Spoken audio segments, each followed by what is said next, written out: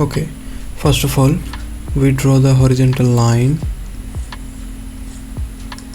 Okay, horizontal line to define the opening of the, this is the opening of the lip. Okay, so we are gonna draw the opening of the lip. We are gonna divide this into two equal parts. Okay, this is the center line.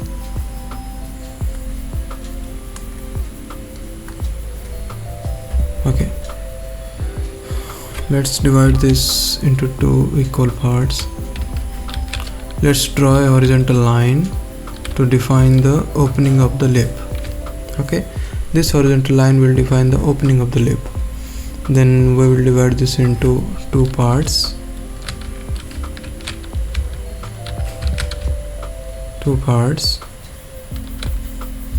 To measure the length and the height of the lip. Then we are gonna put the U shape. This is the U shape. Okay, we are gonna put the U shape in the center line. Then we are gonna follow the opening part, shape of the mouth, opening part of the mouth. Okay, then this shape is like a V shape. Okay, then we are gonna join this part to this to define the upper lip.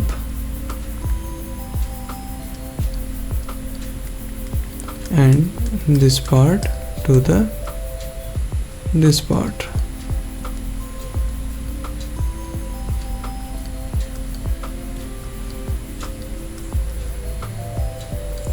This is the corner of the mouth.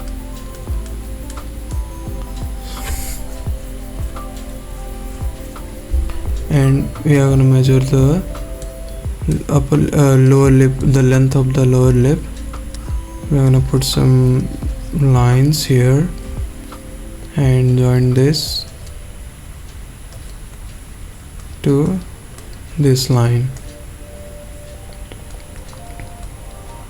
And it is gonna come a little lower.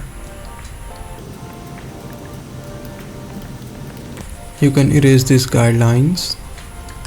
Okay, the lower lip is, the lower part of the lower lip is kind of roundish. Okay, then we are gonna draw the round and like round lines.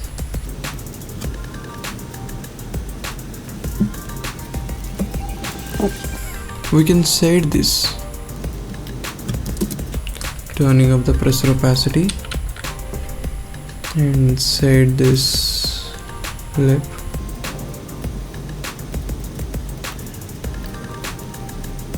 And shade on this part.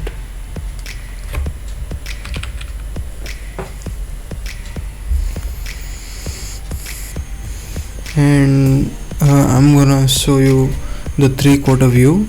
And first of all, start with slightly curved line to represent a center line of the lips. Okay, in the 3/4 view, the center line curves towards the side of the face, that is further from the viewer. The length of the lips will appear smaller or shorter on this side due to foreshortening.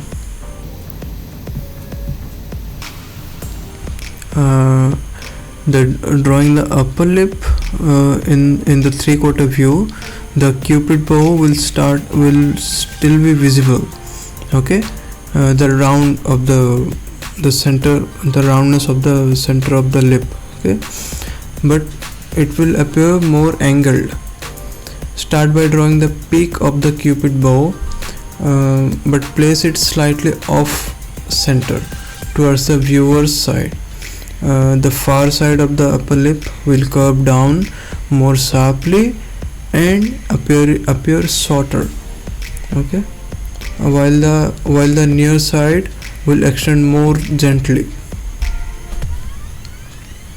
and the center line which is curved, that indicates the opening of the lip. That's why we can slightly add darker lines on the edge of the lip, of the opening of the lip. And drawing the lower lip will also be affected by the perspective. The near side will appear fuller and more prominent, and I'm gonna shade with the simple round brush with turning of the pressure opacity.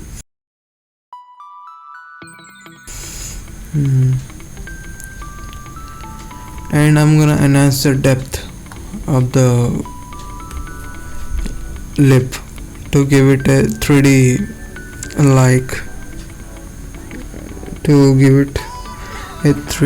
look.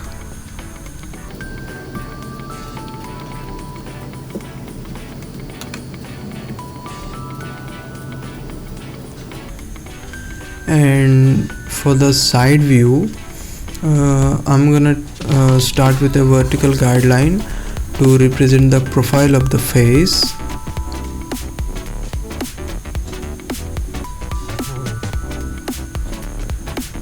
And for the side view, I'm gonna start with a vertical guideline to represent the profile of the lip. Okay, then draw the horizontal line that intersects it to indicate the position of the lips. Okay, that the horizontal line is also called as the opening of the lip. This will be your center line. Okay, drawing the upper lip. In the side view, the upper lip will have distinct shape that comes outwards. Okay, begin by drawing the profile of the cupid bow as a small peak. Okay, you can call it as a V or U shape. Then extend a curved line downwards and slightly forward to represent the top edge of the upper lip. The upper lip will taper off sharply as it meets the corner of the mouth. And for the lower lip, the side view is fuller and rounder than the lower lip.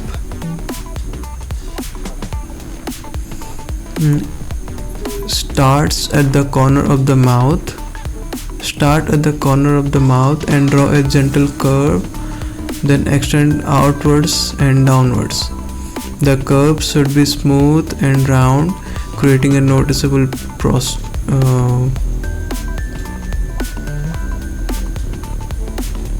protrusion. The lower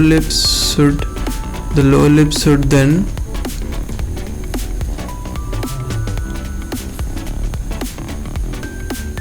curve back inwards, tapering into the chin area.